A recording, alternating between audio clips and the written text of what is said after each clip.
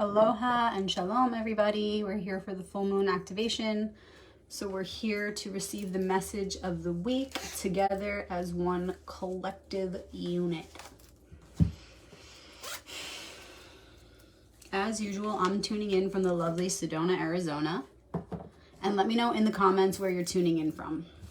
I'm going to go ahead and begin to shuffle. The full moon is a time of revelation. So these activations don't necessarily have anything to do with the moon, other than the fact that we use it as a measurement of time. However, the moon is always, like all things, reflecting something going on inside of ourselves, because as it is in one dimension, so it is in all. So the moon is just an easy way to track where we're at in our overall collective cycle, because the moon is a circle. It's such an easy shape to be able to keep track of, okay, so new moon, new beginning. First quarter, I'm 1 week in. Full moon, I'm coming to a pinnacle here. The full revelation. Okay, so it's symbolic.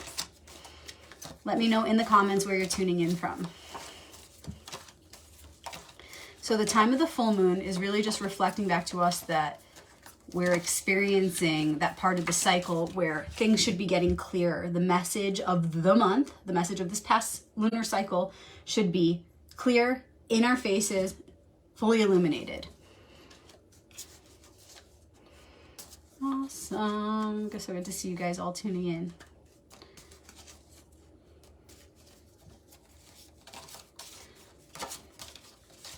So I'm sure that some of you already have a feeling about what the theme has been or what the lesson has been. Maybe some are just really needing guidance. Feel free to share this video while we're live with your family, friends, someone who could use an uplifting message. Maybe you have a favorite Facebook group that you want to share this with. And remember that after the live, the recording will be shared. It will stay here on Facebook, but it will also be shared on YouTube and Instagram, Rebecca Magic. Trinidad, Canada, England, Colorado. Sweet. So feel free to share this video now while we're live, or feel free to share it after. For those who aren't on Facebook, it will be on YouTube and Instagram, Rebecca Magic. And we're just waking up all the different parts of self. That's what shuffling a deck is. For those of you who are returning to the activation portal, welcome back. For those of you who are new, welcome. Remember that you are the whole deck.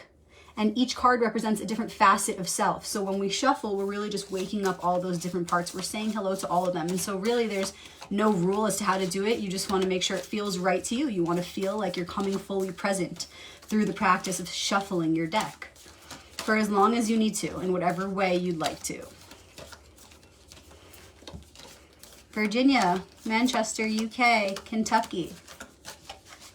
The whole world is here now, present in this moment. All right, I'm going to go ahead and take out my Hebrew cards. They look like this for those of you who are new, and they work the same way as the tarot, so you just want to shuffle them. Massachusetts in the house, Netherlands in the house.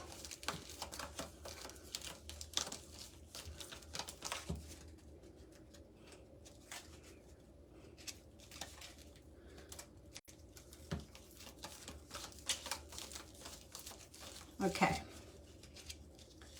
Thank you in advance to the archetypes, the faces of the one, for this message that's about to come through. That means thank you, thank me, thank we. Thank one for this special message of the week. Beginning with the tarot,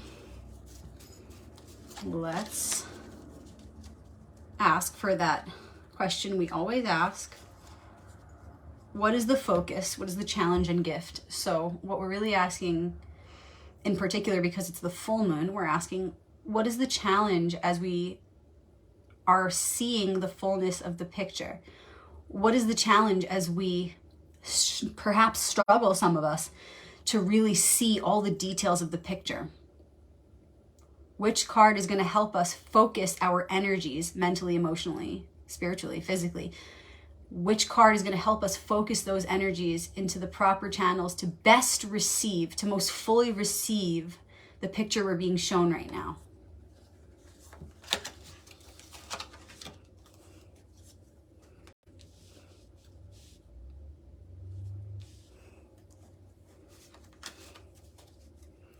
And what's a little glimpse into the future? And I've said this before in previous videos, and I'm going to say this again.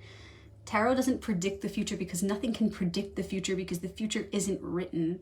We're writing the future with each choice we make in thought, speech, and action. Right here, right now, together as one collective consciousness. So it's not like we're fortune telling here. But what we can do is pull an archetype that's going to show us a universal theme that is coming, but it doesn't dictate the details of the situation, the material details of the situation.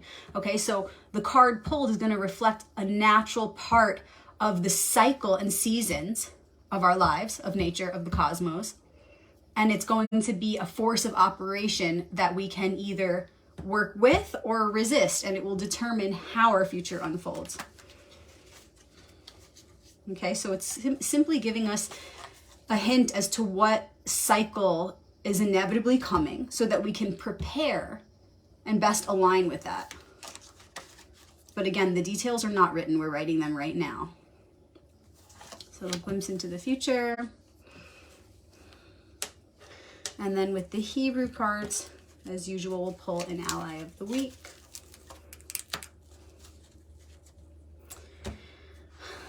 Beginning with the focus. 9 of Cups. Okay. Cups is the suit of the heart, of emotions. It's the water element. 9s are endings. So the key word here is fulfillment, in particular, fulfillment of the heart. So in regard to the full moon, it's saying, how can we really take a good look at where we are right now? How can we take a good look at the details of our lives right now, where we've come to, and see that this is either bringing us closer to our heart's fulfillment or it's not? What are we maybe not wanting to look at?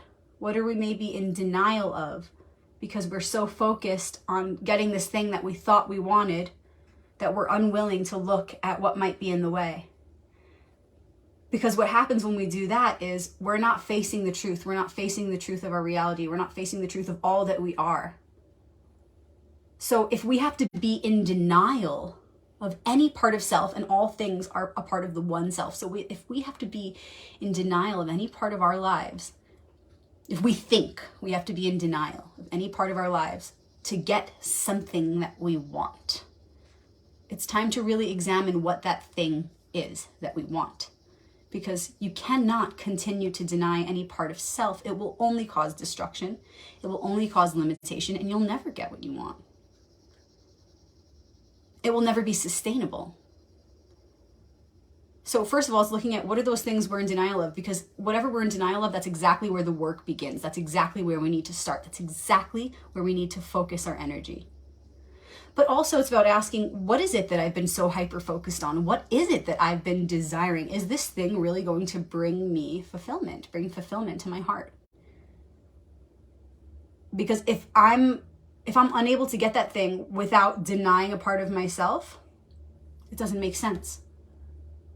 And if you're confused about whether or not this pursuit is really worthy, hold it up to the truth of our one collective heart. Is this thing that you're after, this thing that you think is going to bring your heart fulfillment, is it going to bring fulfillment to the heart of the one? Is it going to fulfill the hearts of those around you? Because if you see us all as having one heart, you can see how you're just a part of that one heart, but there's a whole collective there. And is it really going to be a worthy pursuit for you to go out of your way to use all this energy to manifest something that might actually be really hurtful to another or hurtful to many? And what's more is this, let's say you have a harmless desire, something that's going to bring you joy. How sustainable is it really? How sustainable are those results? What depth of fulfillment is it really going to bring to your individual heart? How can we instead form new desires that are in consideration of the one heart so that we can feel more like we're living our purpose in pursuit of whatever that thing is? Because our purpose, our shared purpose, is to fulfill the one heart, no doubt. So if we're using all of our energy, our mental energy, our emotional energy, physical, spiritual energy, to manifest something that is short-lived, something that only will be fulfilling to the small self, but not the larger one collective self, is it really worth it? We came here to do bigger things. We are so much bigger than temporary pleasure. So how can we get our minds to refocus on the collective mind and the collective heart? It's time to reevaluate what have we been even subconsciously assuming is going to bring us that fulfillment, rather than consciously intending on fulfilling not just our own heart, but the one collective heart. And nothing brings that fulfillment like the pursuit of heaven on earth, right? We always talk about this, heaven on earth. Tarot always is focused on bringing heaven to earth. Every ancient culture, every religion has this shared goal. No matter what language it's being spoken of, it's all this same goal of bringing heaven to earth, which is simply bringing more light into the world, which is simply embodying the virtues. We talk about this every time because it always comes back to that. It always comes back to that. So how can we refocus on that goal, on the will of the one, to bring heaven to earth, to embody the light of the virtues, knowing that this is the truest and most sustainable fulfillment? And how can we align our own desires with that one shared desire? How can we align our will with the will of the divine? So that when we're working or using our energy mentally, spiritually, physically, emotionally, we're using our energy to fulfill our own desires, we're simultaneously fulfilling the one desire. That's the goal. It's possible to do this. That's why we're here, is to make that happen. To align our small will with the will of the one, with the will of the divine. So remember, this is the challenge and gift of the week. It's the focus for right now. As we take in all of the details of our lives right now, we take a survey, right? What is this point that I've come to? Where am I at right now? Check yourself. Where am I at physically? Where am I at mentally? Where am I at emotionally? Where am I at spiritually? How can I really take that in, the truth of where I'm at? Not in denial of any part of my story right now, but really receiving the true whole story of my life right now. So that I can see where maybe I have been out of alignment with this process of uniting my will with the will of the one. Where have I been fooling myself thinking that this temporary pleasure is going to be more fulfilling than fulfilling the heart of the one by bringing heaven to earth? Where have I placed more value on a temporary fulfillment, on a temporary pleasure, seeking temporary pleasure, than I have in my process of embodying the virtues? Where have I become less patient, less kind, less honest, less supportive, less of service? Where have I become less than I really am? Where have I become an expression that is less than my true expression of that eternal light, in pursuit of something temporary? Where have I fooled myself? Because if I'm having to compensate that light, if I'm having to compensate my true nature for a temporary satisfaction, that's messed up. That's where the work is. And it's okay. It's messed up, but it's okay. It's all temporary. It doesn't matter. It's about becoming aware. It's about coming back into the present moment and becoming aware, becoming self-aware. How can I make changes? I recognize where I've been in pursuit of this temporary thing instead of focusing on what is really fulfilling to the heart and the one collective heart, which is staying on the path and embodying the virtues. Why are we going through this right now? What's a glimpse into the future? 3 of Pentacles. This card is all about working together. When I say working together, I mean interweaving energies in any way with anyone and with all beings and with all things in your material reality. Okay, so it's not just career, it's about all relationships that you have with others and with your environment, with all beings and all things. And Pentacles is the suit of mind to matter. It's the suit of thoughts to things. So how are we preparing to share with others in the creative process? If we can first make it through this challenge and clarify what our true heart's desire is, right? Getting back in alignment with the truth that real fulfillment comes from fulfilling not only my heart, but our shared heart, our collective heart. Real fulfillment comes from being a good person, surrounding myself with people who reflect that back to me. Staying focused on this mission of fulfilling the heart. And remember, a full heart, an overflowing heart is simply, it's all it takes is an embodiment of virtuous light. When you see an image of like the Ace of Cups, for example, right? And you see that water overflowing, what that's representing is a full heart, a heart that's full of love, which is light, which is life, which is law, which is truth, which is the virtues. So do you see the connection between a full heart and a full cup? The Holy Grail is the heart. So if we can first get in alignment with what that really looks like, an overflowing heart, meaning not just seeking temporary pleasures for ourselves, thinking that, an overflowing heart means this one relationship being successful. No, it's about all relationships being successful, starting with the relationship with yourself, because there's only one. See what I'm saying? It's about stretching your mind from thinking that this is what's going to be fulfilling to knowing that nothing is as fulfilling as that one overflowing cup of the collective heart. So if we can get in that space first and remember what true fulfillment of the heart is, then when we are inevitably presented with this time, with this season to work together creatively with others and with our environment, which is always in every moment. Remember, all these cards, all these archetypes are present in every moment. We picked this one though for a reason, and we've got to trust that. But what I'm saying is, these truths are timelessly applicable. It's not just applicable right now. But if we do the work right now, we will be greatly supported and we will lock in lessons that will serve us for eternity. Because there's always going to be times where we're working together with others. We're always working with the different parts of self. Even within our own vessel, there are different parts at play that are needing unification, needing to work together, right? So this card, before we're even talking about bringing other beings or other things into the situation, with our own self, this card is alluding to this idea that we have to harmonize the different parts of self. We have to work together with the different parts of our own self. That's all this is anyway. There is no other, there's only one.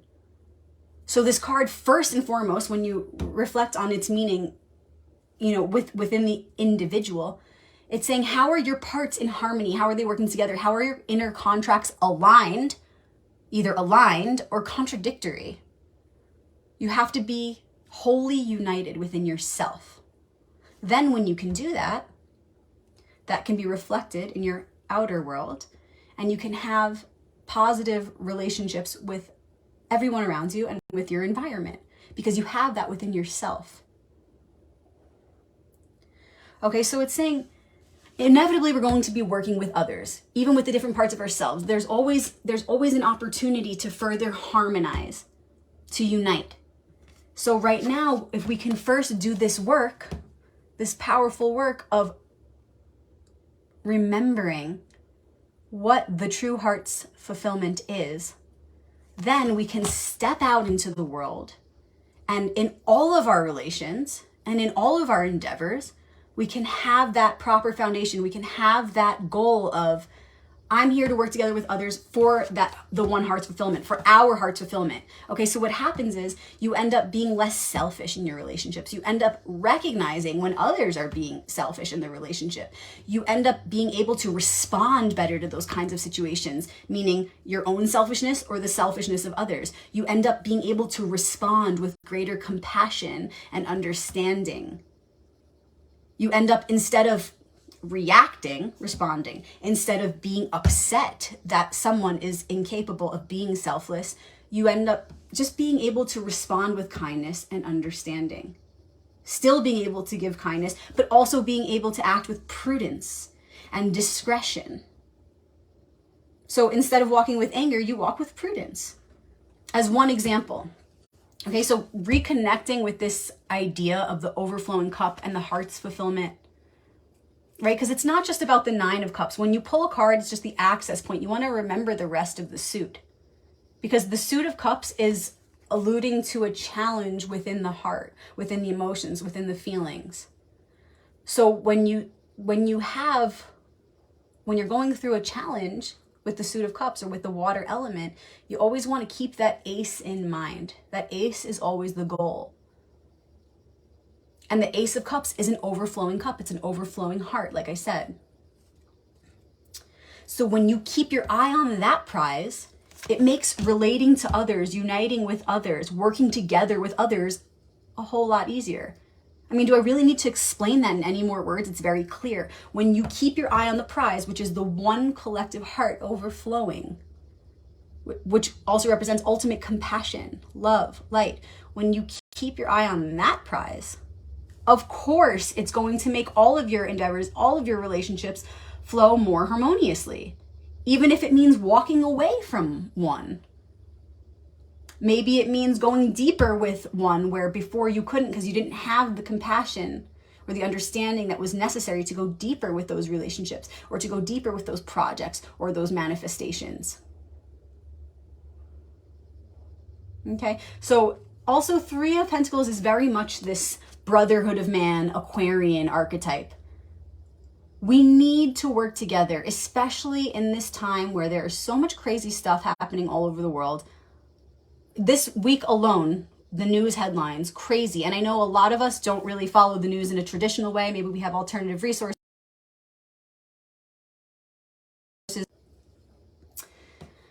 But nonetheless, we're hearing of these things. You can try to avoid it, but it's like the news finds you, right? These things find you. And so we all know what's going on.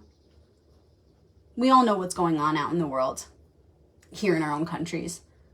It's wild everywhere, and we need to work together. So it's inevitable that we will. But first, we really have to cut out the selfish desires.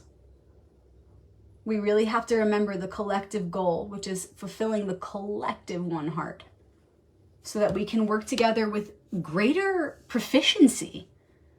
So we could cut out all this nonsense of trying to work separately and fulfill our separate desires and understand that we all have a shared, bigger desire, a bigger duty, a bigger purpose to fulfill. And that doesn't mean we end up neglecting ourselves and our own pleasures and our own enjoyment. Absolutely not. They can be one. When we align our will with the will of the divine, then our pleasure is the pleasure of the one. Simply put. It's actually a greater pleasure. We often like to fool ourselves. The ego fools us into thinking that some temporary pleasure is going to be more satisfactory than the pursuit of filling the one cup or fulfilling the one heart. And it's never true. It's never true. And the more deceiving it is, and the more it tries to get you to believe that temporary satisfaction is going to feel better, is going to be better in some way, the more you know you're deceiving yourself.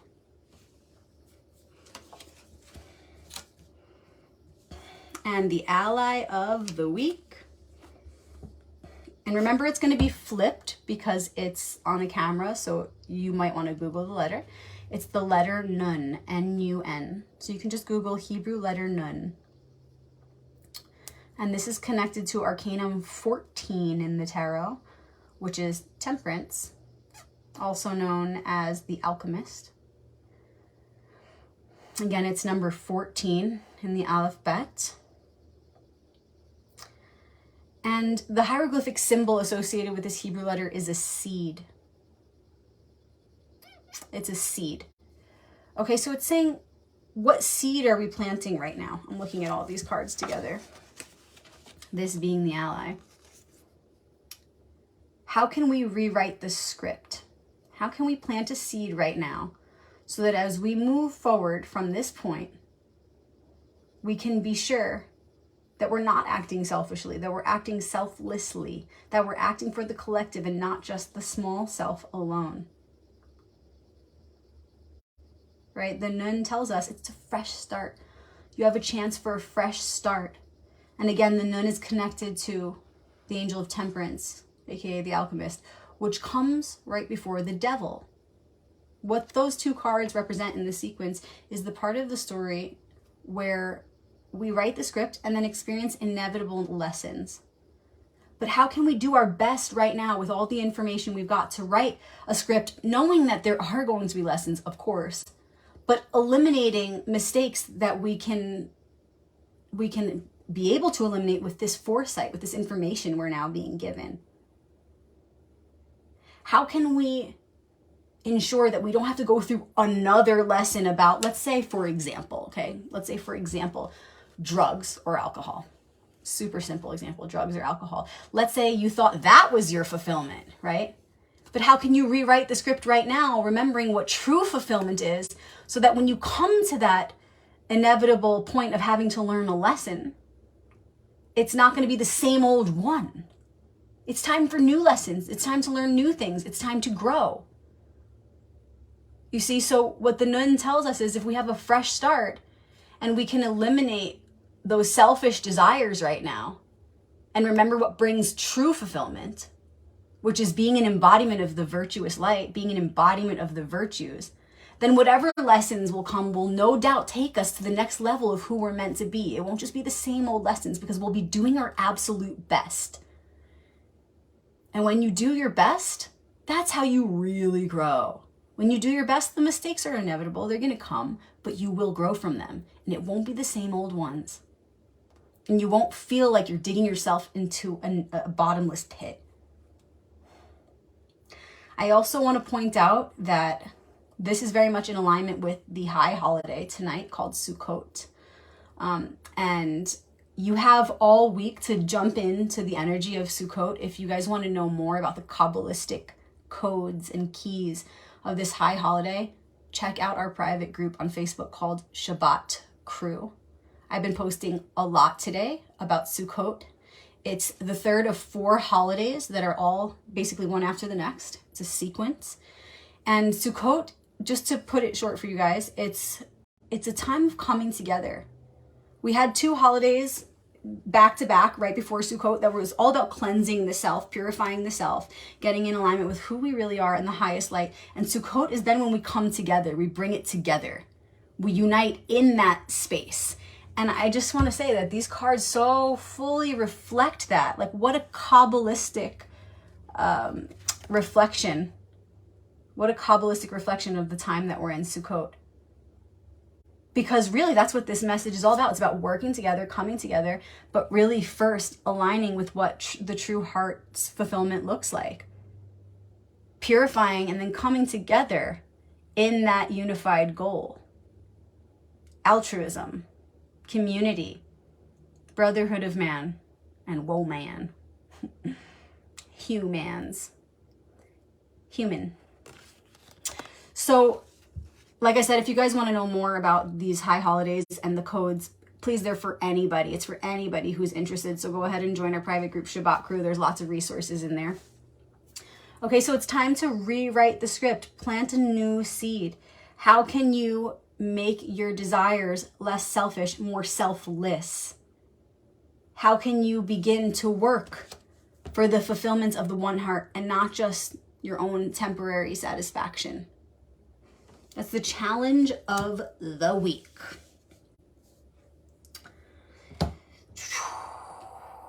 So remember, you guys, full moon is a time to really receive the picture and sit with it. Sit with it. Do whatever you have to do to get yourself in a space of receptivity to really fully take in what's being illuminated right now. Next week will be a time of integration and preparation for the next cycle. Okay, so the full moon is not the end. The final quarter is the last leg of the cycle. So that activation will be next week. So really all we're doing for this week is taking in the whole picture, not rushing this part of the process. Relaxing, getting out of our heads and into our hearts, doing whatever you need to do. Maybe it's meditating, maybe it's jumping into the creek, maybe it's going to visit the ocean, maybe it's climbing a mountain. Whatever you need to do to get yourself close to nature and open and receptive to the information that's incoming right now. Okay? Look at all the ways in which you've been working toward fulfillment that was selfish, only for yourself. That's not really even going to last very long. Maybe not even going to last many years. But what we're wanting to do is blast off. We want to open up our minds and open up our hearts so wide to the point where we can set new goals that are going to bring fulfillment for the one beyond this lifetime, beyond these bodies. Because that's absolutely possible. It's absolutely achievable. And it's the reason that we are here. So don't just say, oh, well, this goal has been a little selfish. Let me make slightly better goals. Go big or go home. Go big or go home. Think of things that are going to bring success and prosperity, not just to you, but to future generations beyond this lifetime. Because when you work toward that fulfillment, toward something beyond you, bigger than you, beyond this body, beyond this life, the fulfillment that you instantly receive as you are actively doing that work is profound. It's incredible. And it's greater than anything you could possibly have thought you needed or anything that you thought you wanted, other than this shared goal that we have of bringing heaven to earth, embodying the light of the virtues. Nothing feels better. So look real closely this week as the picture is illuminated so that you can see where you've been in denial, where your weak spots are, where your blind spots are, so that you can let go of the fears around shifting this pursuit. Let go of the fears around releasing or surrendering habits, addictions, desires that weren't really worthy of your energy. There's fears around that. We have attachments. So look closely at where you've been deceiving yourself, where you've been keeping yourself trapped in this idea that you need this thing. Whatever it is not as powerful as the process of putting in work to embody the light of the virtues. All right, you guys, thank you so much for being present for this activation. Feel free to share it with your favorite groups, with your family, with your friends. Again, it's going to be on YouTube and Instagram, Rebecca Magic, for those who are not on Facebook. If you're interested in my books, please reach out. I've had a lot of you reaching out from Australia lately. Very interesting. I find that it goes in these spurts where all of a sudden Australia is coming into my reality. I don't know what it is, but I love you Australians. I hope to visit Australia one day. But yeah, so wherever you are in the world, I can ship them to you. I'd be happy to sign them and include a bookmark. So reach out if you're interested on learning about the major arcanum and the Hebrew letter correlations, or the minor arcanum beyond the elemental modern manipulations. And then you guys remember, we do have 2 private groups on Facebook, the Archetypal Alliance, where we talk more about stuff like this in between the activations. Again, it's the Archetypal Alliance. The other group is called Shabbat Crew, Shabbat, Shabbat Crew. They're both on Facebook. They're both private groups. In Shabbat Crew, we talk about Kabbalah and Jewish mysticism, and it's for anyone who wants to join. So please check it out. Now is the best time of the year to join while we're experiencing the high holidays. There are so many codes to integrate and be able to change and shift and grow and expand right now. So please join us on that journey. Thank you for those of you who have made donations and given back for these activations. I'm so happy to bring this offering every week for years. It's my favorite part of the week. And if there's some, if these activations have helped you in some way, have changed your life, or have helped you get through a tough situation, or maybe enhanced a really positive situation, please check out the links on my wall to donate. I have PayPal, Venmo, Cash App, all the things. So if you want to give back in that way, I so greatly appreciate it. And for those of you who have, thank you so, so much. And I also would love it if you guys could write a review for me on my page, facebook.com/royalpathtarot, or just private message me a review. Let me know how these activations have helped you, what you think about them, how they make you feel. Maybe if you've read my book, please feel free to send a review. I love reading what you guys think. That's my favorite part of all of this. I love hearing how the tarot has helped shape your life or has helped pull you out of a situation that you thought you'd never come out of. Things like that. That's what I like to hear. All right, you guys, thank you so much for being here. I'll see you next week for the final quarter activation. Shalom.